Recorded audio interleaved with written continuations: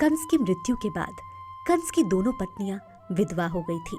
वैदिक सभ्यता के अनुसार स्त्री कभी भी स्वतंत्र नहीं रहती है। उसके जीवन में 3 चरण होते हैं। बाल्यावस्था में स्त्री को अपने पिता के संरक्षण में रहना चाहिए, युवती स्त्री को अपने युवा पति के संरक्षण में रहना चाहिए और पति की मृत्यु होने के पश्चात उसे या तो अपने व्यसक पुत्रों के संरक्षण में रहना चाहिए या व्यसक पुत्र ना होने पर उसे अपने पिता के घर जाकर उसके संरक्षण में विधवा का जीवन व्यतीत करना चाहिए।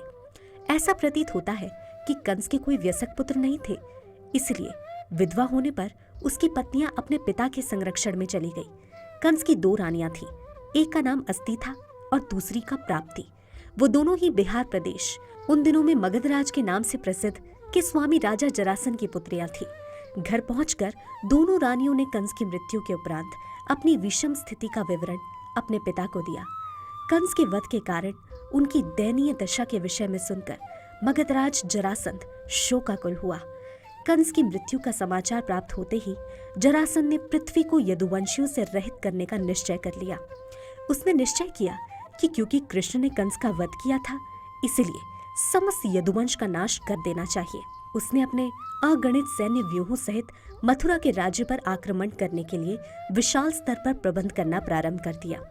उसके व्यूहों में कई सहस्त्र रथ, अश्व, गज और पैदल सैनिक थे। कंस की मृत्यु का प्रतिकार करने के लिए जरासंध ने इस प्रकार की 13 अक्षौहिणी सेना एकत्र की और अपनी समस्त सैन्य शक्ति सहित उसने यदु राजाओं की राजधानी मथुरा को चारों ओर से घेरकर उस पर आक्रमण कर दिया। साधारण मानव के रूप में अवतार लेने वाले कृष्ण ने जरासंध की विशाल शक्ति को देखा। उसकी सैन्य शक्ति किसी भी क्षण तट को ढक लेने को आतुर समुद्र की भांति प्रतीत होती थी। उन्होंने ये भी देखा कि मथुरावासी भय से व्याकुल हो गए हैं। वो अपने अंतःकरण में एक अवतार के रूप में अपने उद्देश्य पर विचार करने लगे। वो ये विचार भी करने लगे कि प्रस्तुत परिस्थिति का सामना किस प्रकार किया जाए। उन्होंने सोचा कि क्योंकि उन्हें मगध राज्य को नहीं जीतना था, इसलिए मगध के राजा जरासंध को मारने में कोई लाभ नहीं था। उनका प्रयोजन समस्त जगत की बढ़ती हुई जनसंख्या को कम करना था। इसलिए उन्होंने अधिक पुरुषों, रथों, हाथियों और अश्वों का सामना करने के अवसर का लाभ उठाया। जरासंध की सैन्य शक्ति उनके प्रमुख प्रस्तुत हुई थी और उन्होंने जरासंध की संपूर्ण सेना का वध करने का निश्चय किया, जिससे कि वो फिर लौटकर पुनः अपनी सैन्य शक्ति का पुनर्गठन कर सके। जब भगवान कृष्ण इस प्रकार विचार कर रहे थे, तब उनके लिए सारथी, शास्त्रों, ध्वजों और अन्य उपकरणों से पूर्ण रूप से सुसज्जित 2 रथ आकाश से वहां पहुंचे। कृष्ण ने अपने सम्मुख उपस्थित दोनों रथों को देखा और तत्काल ही उन्होंने संकर्षण नाम से विख्यात अपने ज्येष्ठ भ्राता बलराम जी से कहा, प्रिय ज्येष्ठ भ्राता, आप आर्य श्रेष्ठ हैं, आप ब्रह्मांड के स्वामी हैं और विशेष रूप से आप यदुवंश के रक्षक हैं। जरासंध के सैनिकों के समक्ष यदुवंशियों को महान संकट का अनुभव हो रहा है और वो अत्यंत व्याकुल हैं। उनकी रक्षा करने के लिए ही अस्त्रों शस्त्रों से पूर्ण आपका रथ भी यहाँ उपस्थित है। मैं आपसे निवेदन करता हूँ कि रथ पर बैठकर आप शत्रु की समस्त सैन्य शक्ति का विनाश कर दीजिए। इस प्रकार की अनावश्यक युद्ध तत्पर शक्तियों का नाश करने और पुण्यात्मा भक्तों को सुरक्षा देने के लिए ही हम दोनों ने इस पृथ्वी पर अवतार लिया है। अब हमें अपना ध्येय पूर्ण करने का अवसर प्राप्त हुआ है। आइए अपने ध्येय को पूरा करें। इस प्रकार कृष्ण और बलराम जी ने जरासंध की 13 अक्षौहिणी सेना का नाश करने का निश्चय किया। सैनिक वेश पहनकर कृष्ण और बलराम अपने अपने रथों पर सवार हो गए। जिस रथ के सारथी का नाम दारुक था, उस रथ पर विराजमान होकर वो शंख ध्वनि करते हुए छोटी सी सेना सहित मथुरा नगर के बाहर आए। आश्चर्य तो ये था कि वैसे तो दूसरे पक्ष की सैन्य शक्ति अधिक थी, फिर भी कृष्ण के शंख की ध्वनि को सुनकर शत्रुओं के हृदय कांप उठे। जब जरासंध ने बलराम जी और कृष्ण को देखा, तब उसे किंचित दया आ गई, क्योंकि कृष्ण और बलराम दोनों का ही उससे नाती का संबंध था। उसने विशेष रूप से कृष्ण को पुरुषाधम कहकर संबोधित किया, जिसका अर्थ है पुरुषों में सर्वाधिक निकृष्ट। वास्तव में समस्त वैदिक साहित्य में कृष्ण पुरुषोत्तम नाम से विख्यात है, जिसका अर्थ है पुरुषों में सर्वश्रेष्ठ। कृष्ण को पुरुषोत्तम नाम से संबोधित करने की जरासंध की कोई इच्छा नहीं थी। महान विद्वानों ने पुरुषाधम का वास्तविक अर्थ ये निश्चित किया है कि वो पुरुष जो अन्य सभी व्यक्तियों को नीचा दिखा दे। वास्तव में श्री भगवान के बराबर या उनसे श्रेष्ठ और कोई नहीं हो सकता है। जरासंध ने कहा, कृष्ण और बलराम जैसे बालकों से युद्ध करना मेरे लिए एक महान अपमान होगा। क्योंकि कृष्ण ने कंस का वध किया था, इसलिए जरासंध ने विशेष रूप से उन्हें स्वजनों का घातक कहकर संबोधित किया। कंस ने अपने इतने भांजों का वध किया था, लेकिन जरासंध ने उस पर ध्यान नहीं दिया।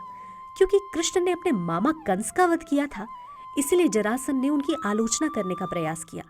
आसुरी व्यवहार की यही रीति है। असुर अपने या अपने मित्रों के दोष ढूंढने की अपेक्षा अपने शत्रुओं के दोष ढूंढने का प्रयास करते हैं। जरासंध ने कृष्ण के क्षत्रिय न होने के लिए भी उनकी आलोचना की। क्योंकि कृष्ण का पालन पोषण महाराज नंद ने किया था, इसलिए कृष्ण एक क्षत्रिय ना होकर वैश्य थे। सामान्यतया वैश्यों को गुप्त कहा जाता है और गुप्त शब्द का प्रयोग छुपे हुए के लिए भी होता है। नंद महाराज ने कृष्ण का पालन भी किया था और उन्हें छिपा कर भी रखा था। जरासंध ने कृष्ण पर 3 दोषारोपण किए। पहला ये कि उन्होंने अपने मामा का वध किया था, दूसरा ये कि उन्हें उनके बाल्यकाल में छिपा कर रखा गया था, और तीसरा ये कि वो क्षत्रिय भी नहीं थे। यही कारण था कि जरासंध को उनसे युद्ध करने में लज्जा का अनुभव हो रहा था। तत्पश्चात बलराम जी की ओर मुड़कर जरासंध ने उन्हें संबोधित किया। बलराम, यदि तुम्हारी इच्छा हो तो कृष्ण के साथ साथ तुम भी मुझसे युद्ध कर सकते हो। यदि तुम में धैर्य है तब तुम मेरे बाणों से मारे जाने की प्रतीक्षा कर सकते हो। इस प्रकार तुम्हें स्वर्गलोक प्राप्त होगा। श्रीमद् भगवत गीता में कहा गया है कि युद्ध करते हुए क्षत्रिय को 2 प्रकार के लाभ हो सकते हैं। यदि वो युद्ध में विजय प्राप्त करता है तो उसे विजय के फल भोगने का आनंद प्राप्त होता है, किंतु यदि वो युद्ध में वीरगति प्राप्त करता है तब भी उसे स्वर्गलोक प्राप्त होता है। जरासंध को इस प्रकार कहते सुनकर कृष्ण ने उत्तर दिया, प्रिय राजन जरासंध, जो शूरवीर होते हैं वो अधिक बात नहीं करते, उसके स्थान पर वो अपना कौशल प्रदर्शित करते हैं। क्योंकि तुम अत्यधिक बातें कर रहे हो, इससे प्रतीत होता है कि तुम्हें विश्वास है कि इस युद्ध में तुम्हारी मृत्यु होगी। हमें तुम्हारी और अधिक बातें नहीं सुननी है, क्योंकि जिसकी मृत्यु होने वाली हो या जो अत्यंत दुखी हो, उस व्यक्ति की बातें सुनने से कोई लाभ नहीं है। जरासंध ने कृष्ण से युद्ध करने के निमित्त उनको चारों ओर से विशाल सैन्य शक्ति द्वारा घेर लिया। जैसे सूर्य कोहरे और धूली से ढका हुआ प्रतीत होता है, उसी भांति परम सूर्य कृष्ण को भी जरासंध की सैन्य शक्ति ने ढक लिया था। कृष्ण और बलराम के रथ गरुड़ और ताल वृक्षों के चित्रों से अंकित थे। मथुरा की सभी नारियां इस अद्भुत युद्ध को देखने के लिए घरों, महलों और द्वारों के ऊपर खड़ी थी। किंतु जब जरासंध की सैन्य शक्ति ने कृष्ण के रथ को घेर लिया और वो अदृश्य हो गए, तब वो इतनी भयभीत हो गई कि कुछ नारियां तो मूर्छित ही हो गई।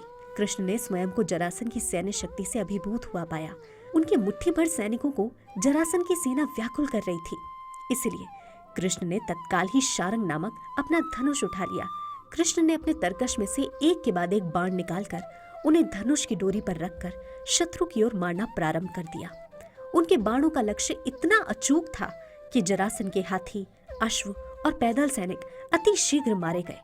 कृष्ण की अनवरत बाण वर्षा ऐसी प्रतीत होती थी मानो एक प्रज्वलित अग्नि का पवंडर हो जो जरासंध की सेना का वध कर रहा था। जब कृष्ण ने बाण छोड़े तो हाथियों के सिर बाणों से कट गए और सभी हाथी धीरे धीरे गिरने लगे। उसी प्रकार सभी अश्वों की गर्दन कटने लगी और वो गिर पड़े और ध्वज सहित सारे रथ भी गिर गए। रथ पर सवार योद्धा और सारथी भी गिर गए। लगभग सभी पैदल सैनिकों के सिर, हाथ और पैर कट गए और वो युद्ध भूमि में गिर गए थे। इस भांति कई सहस्त्र हाथी, सैनिक और घोड़े मारे गए और उनका रक्त नदी की धारा के समान प्रवाहित होने लगा। उस नदी में सैनिकों की कटी हुई भुजाएं सर्प के समान प्रतीत होती थी। उनके सिर कछुए के समान और हाथी के मृत शरीर छोटे छोटे द्वीपों के समान प्रतीत होते थे। मृत अश्व शार्क मछलियों के समान प्रतीत होते थे। श्री भगवान की इच्छा से वहां युद्ध सामग्रियों से पूर्ण रक्त की एक महान नदी बह रही थी। पैदल सैनिकों के हाथ पैर विभिन्न मछलियों के समान और उनके केश समुद्री खरपतवार और दलदल के समान तैर रहे थे और सैनिकों के तैरते हुए धनुष नदी की तरंगों के समान प्रतीत होते थे। सैनिकों और सेनापतियों के शरीरों के आभूषण रक्त की नदी में बहते हुए कंकड़ों के समान प्रतीत होते थे। संकर्षण के नाम से प्रसिद्ध बलराम अपनी गदा से इतनी वीरता से युद्ध करने लगे कि कृष्ण द्वारा निर्मित रक्त की नदी में बाढ़ आ गई। जो कायर थे वो इस भयंकर और विकराल दृश्य को देखकर अत्यधिक भयभीत हो गए और जो शूरवीर थे वो प्रसन्नता पूर्वक दोनों भाइयों के शौर्य के विषय में परस्पर चर्चा करने लगे।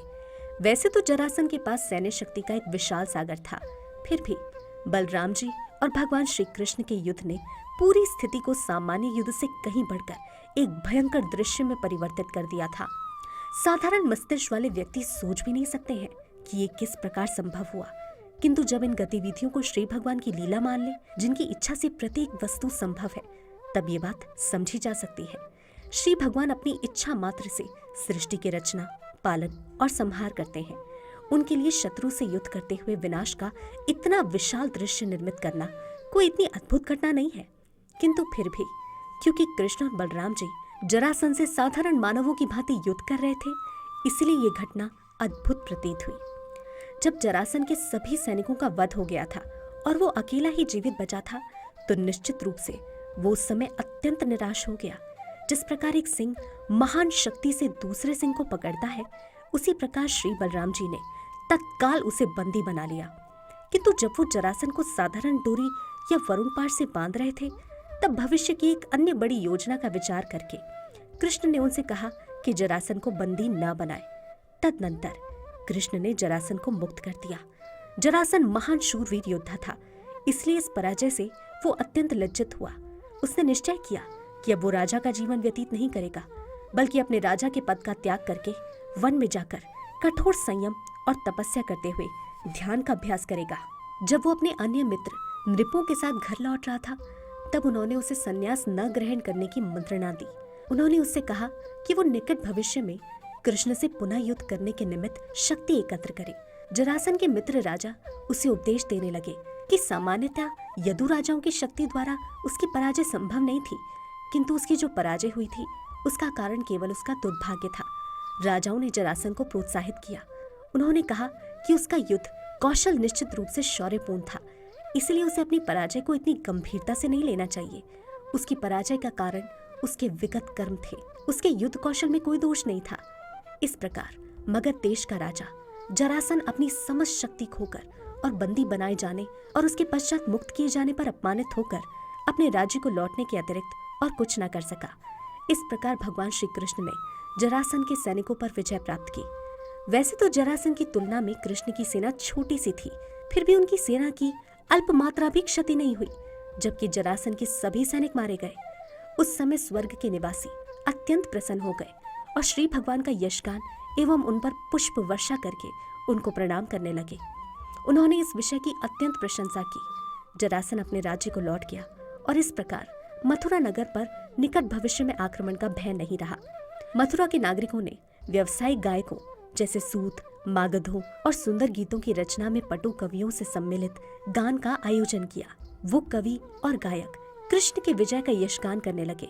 विजय के उपरांत जब भगवान कृष्ण ने नगर में प्रवेश किया, तो अनेक तुरही, शंख और दुंदुभी बजने लगी। विभिन्न वाद्यों जैसे भैर्य, तूर्य, वीणा, मुरली और मृदंग की सम्मिलित ध्वनि से उनका सुंदर स्वागत किया गया। कृष्ण के नगर में प्रवेश के समय समस्त नगर को अत्यंत स्वच्छ किया गया था और विभिन्न गलियों और पथों पर जल का छिड़काव किया गया था। नगर निवासी प्रसन्न थे और उन्होंने अपने घरों और अपनी दुकानों को ध्वजा पताकों से सुसज्जित किया था। अनेकों स्थानों पर ब्राह्मण वैदिक मंत्रों का उच्चारण कर रहे थे। लोगों ने चौराहों और गलियों पर द्वारों का निर्माण किया था।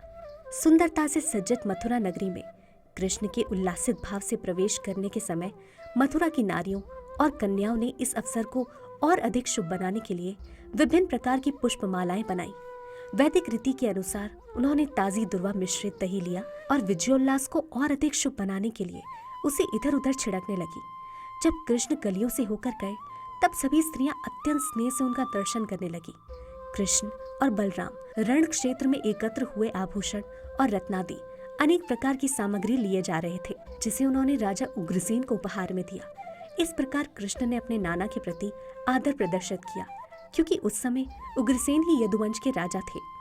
मगध राज जरासंध ने मथुरा पर न केवल एक बार आक्रमण किया, बल्कि उतने ही सैन्य व्यूहों से सुसज्जित होकर उसने मथुरा पर उसी तरह 17 बार आक्रमण किया। प्रत्येक बार उसकी पराजय हुई और उसके सभी सैनिकों का कृष्ण ने वध कर दिया। प्रत्येक बार जरासंध को उसी भांति निराश लौटना पड़ा। प्रत्येक बार यदुवंशी राजा उसी प्रकार जरासंध को बंदी बनाते थे और तत्पश्चात अपमानजनक ढंग से मुक्त कर देते थे, और प्रत्येक बार जरासंध निर्लज्जता पूर्वक घर लौट जाता था। जब जरासंध इसी प्रकार 18वें आक्रमण का प्रयास कर रहा था, तब मथुरा के दक्षिण में रहने वाले एक यवन राजा ने भी यदुवंश के ऐश्वर्य से आकर्षित होकर नगर पर आक्रमण कर दिया। कहा जाता है कि इस यवन राजा काले वन को आक्रमण करने के लिए नारद जी ने प्रेरणा दी थी। विष्णु पुराण में इस कथा का वर्णन आया है। एक बार यदुवंश के पुरोहित गर्ग मुनि पर उनके साले ने व्यंग किया था। जब यदु राजाओं ने ये व्यंग सुना तो वो गर्ग मुनि पर हंस पड़े और गर्ग मुनि यदु राजाओं पर कुपित हो गए।